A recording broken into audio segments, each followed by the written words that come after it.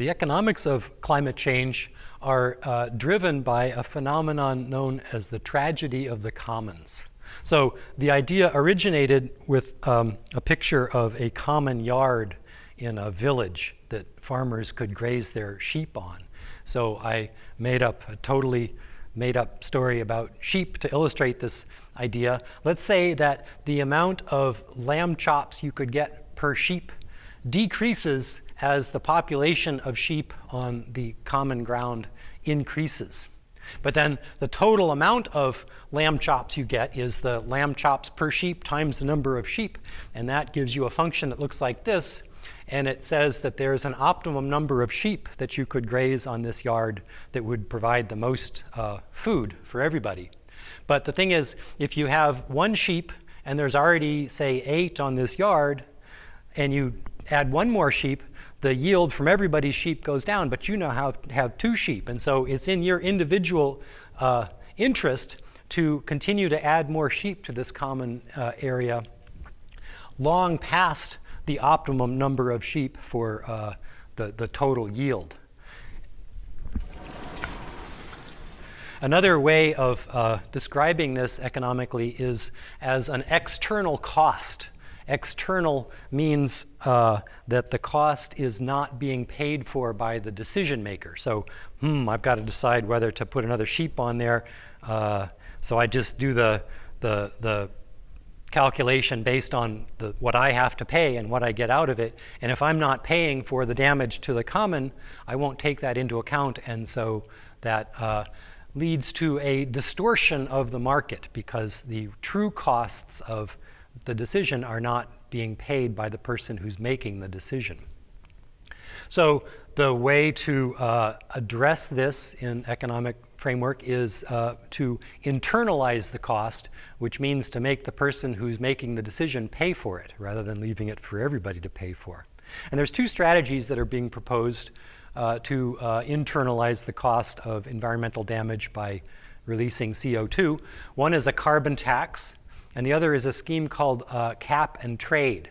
So cap and trade, the idea is that the governing agency sets the amount of emissions that they are willing to allow, and then they allow people to buy and sell the right to emit that carbon. And the advantage of that is that this allows the market to find the cheapest way to meet that obligation to decrease the emissions. So we have a cap and trade system going in the US to control SO2 emissions that lead to acid rain, and it turned out to be wildly cheaper than anybody had predicted in advance to cut those emissions. So the advantage of a tax scheme is that the price of carbon is controlled, and therefore you can budget for it in the future, whereas the price for emission permits in a cap and trade scheme where you're buying and selling these emission permits is sort of floating, and so it's more difficult to know what the costs are going to be next year and the year after that, and makes it harder for the financial interests in the company to decide whether to actually invest in CO2 scrubbing equipment, for example, or whether to just pay for the permits in the future. Tax, I've also heard the argument would be easier to implement because it could be the carbon could be taxed at the source, at the coal mine, rather than cap and trade. You're trying to tax all the power plants. The advantage of cap and trade might be that the actual emissions are controlled, but a tax could also be sort of tuned up and down to get the emissions down to what you want them to be. Basically, as far as I am concerned, for what that's worth, either one of these would be a fabulous thing. Another issue that comes up in the economic discussion of climate change is an idea known as the discount rate. So this is based on the idea that you could put money into some sort of a bank account that yields interest, and that money will grow through time. So let's say you have an option to pay $100 now Or you could pay, actually, by putting that money in the bank now, you could pay $135 in 10 years. And so if it's, if you're trying to decide whether to fix your roof now or fix it in 10 years, this is a perfectly reasonable way to think about it.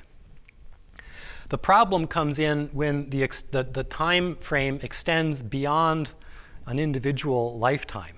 So for one thing, the growth just gets crazy. If you talk about 100 years instead, an obligation in 100 years, like climate change is an obligation that somebody would have to pay for, shrinks down to almost nothing if it's too far into the future.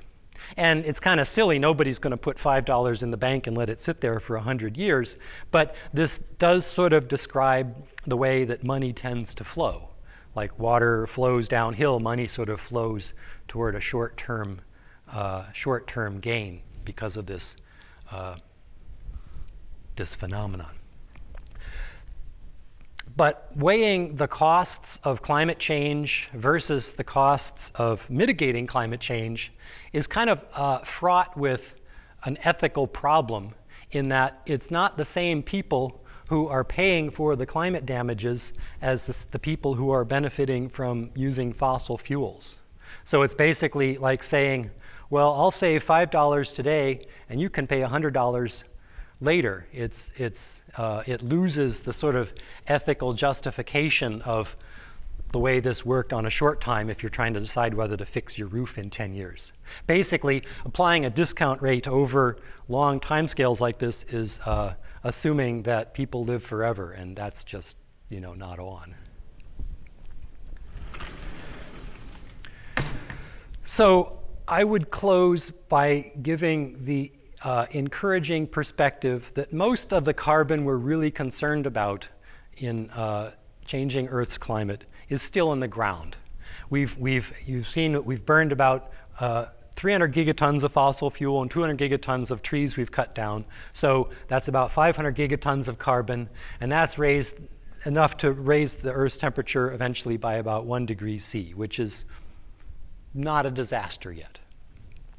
But if we keep going, we start getting into warming unlike any the Earth has seen in millions of years, and this is bad.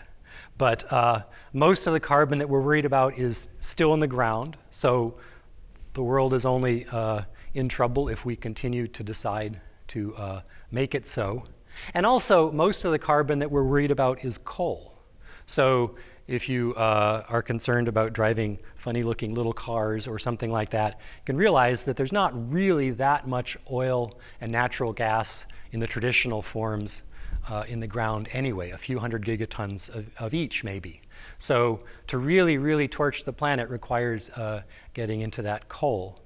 And my feeling is that if we simply had no more coal, if we just ran out, if that was the hand we were dealt, it wouldn't be an existential threat. We wouldn't be going back to live like the Flintstones. It would just be a business opportunity. So the only hard part here is to make the decision.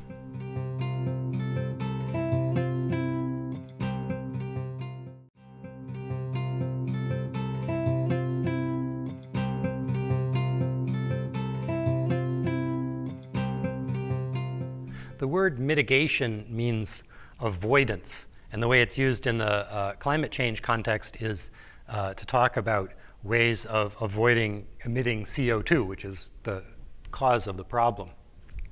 And the question of what it would take to avoid emitting CO2, to mitigate climate change in that way, depends very much on the time frame on which you're asking the question. In the near term, the Intergovernmental Panel on Climate Change put together a whole report on mitigation, and they added up what they could see as various amounts of carbon emissions in gigatons of carbon per year that could be avoided at a cost of $100 per ton of CO2. So one issue here is that you got to watch out for is a ton of carbon, as it's used here, is not the same as a ton of CO2 because of the mass of the oxygen, just something to keep in mind. But anyway, the relative numbers are these. For changes in energy supply at this cost, they came up with about 1 gigaton of carbon per year that could be saved. Transportation, another gigaton per year. The built environment, another gigaton. Industry, another gigaton. And then agriculture, one more. So there's a couple of interesting things to notice here. Most of this is actually efficiency rather than new energy sources. Most of the low-hanging fruit today can be gained by using our energy more efficiently, because it's never been all that much of a priority in the past. There's a lot of low-hanging fruit there. The built environment, the agricultural sector, there's a lot of carbon emissions that could be accomplished at a net negative cost. That means it would pay for itself. So you put in more insulation when you build the building, and you have to pay for that, but then you save money on the long term heating the building. In the agricultural sector, mostly what they're talking about is changes in agricultural practices that would allow carbon to build up in the soil, such as no-till agriculture. So it turns out that there's no single magic bullet that can, no single change that can accomplish the mitigation of climate change. And so what they talk about is a portfolio of solutions, is how the Intergovernmental Panel on Climate Change puts it, or as a very influential paper put it, they called these wedges. So imagine that here is business as usual, a rate of CO2 emission per time that's growing with time. And here, let's call this stabilization. If we could keep the CO2 emissions from growing for a while, that would be a good thing. So there's no single change in our practices or lifestyles that could get you from here to here, but you can divide this up into smaller pieces, each one of which they call a wedge, defining as ramping up from 0 today to a savings of about 1 gigaton of carbon per year by the year 2050. And the cool thing about this is that there are many wedges available with currently available technology. So if our automobiles got 60 miles a gallon instead of 30, and assuming that by the year 2050 there will be about 3 times as many automobiles as there are today, that would be a wedge. Traditional windmills could scale up to be a wedge. Nuclear power could be a wedge. Carbon capture and sequestration. Actually, this paper came up with 15 wedges with currently available technology and concluded that we would only need to implement 7 of those to begin to stabilize CO2 emissions.